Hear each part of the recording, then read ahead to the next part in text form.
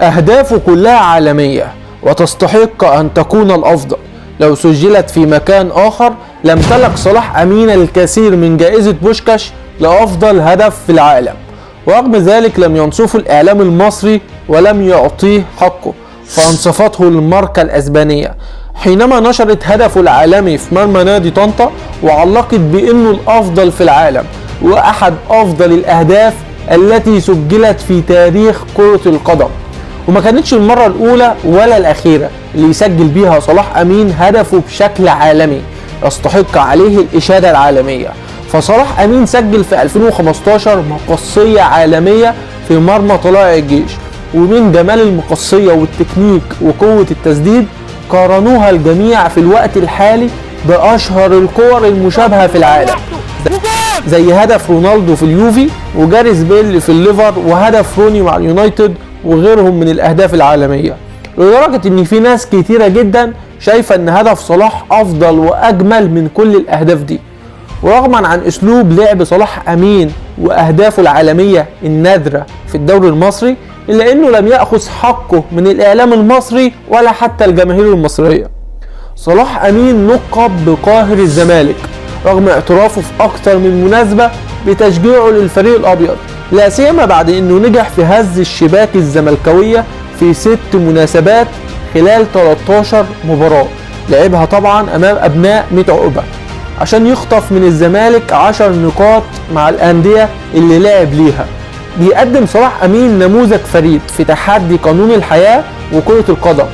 حيث برز تألقه بعد تخطيه حاجز 30 عام رغم لعبه في مركز قلب الهجوم، واللي بيتطلب مجهود اكبر والتحامات قوية جدا، لان اللاعب سجل العدد الاكبر من اهدافه خلال ال7 سنوات الاخيرة، وهو طبعا عكس المعتاد من تألق اللاعبين في سن مبكر، ومن ثم الانخفاض تدريجيا في المستوى البدني والفني مع تقدم العمر.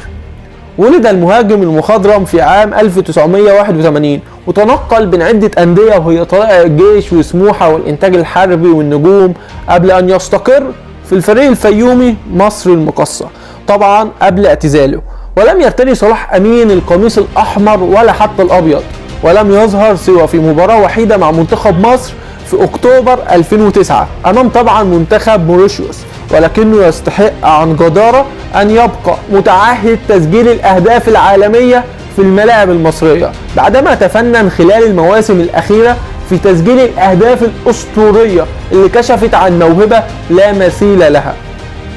صلاح أمين بدأ مسيرته الاحترافية في عالم كرة القدم بموسم 2005-2006 ضمن صفوف فريق القناة، وبعدها انتقل في الموسم التالي إلى صفوف الإسماعيلي، ولكنه لم يلعب معاهم سوى مباراة وحيدة فقط عشان ينتقل بعدها إلى صفوف الداخلية. في صيف 2008 انتقل صلاح أمين من صفوف الداخلية إلى طلائع الجيش، وبدأ مسيرة من التألق بعدما أحرز 27 هدف في 85 مباراة خاضها خلال فترة تواجده الأولى مع الفريق العسكري، قبل أن ينتقل إلى سموحة في موسم 2014-2015 وخاض معاهم 22 مباراة بقميص الفريق السكندري، سجل خلالهم 6 أهداف. وانتقل بعدها صلاح أمين إلى الإنتاج الحربي ولعب معاهم 62 مباراة، سجل خلالهم 13 هدف، قبل أن يعود مرة أخرى إلى صفوف طلائع الجيش ويخوض معاهم 32 مباراة، أحرز خلالهم 9 أهداف. وشهدت تجربته مع النجوم توهج غير عادي بعد ما نجح في تسجيل 13 هدف مع فريقه عشان يحتل المركز الرابع في صدارة هداف الدوري المصري. ومع المقصة بقى موسم 2020 سجل صلاح أمين 4 أهداف. خاض صلاح أمين مع جميع الفرق اللي انضم ليها 280 مباراة بالدوري المصري،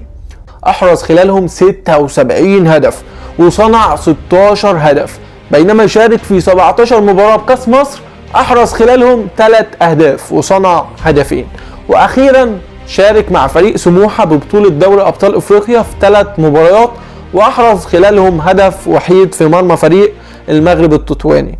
ونهاية القصة انتهت بإعلان اعتزاله في شهر 9 من سنة 2021 لعبه كرة القدم وانضمامه لطاقم مدربي فريق سموحة السكندري.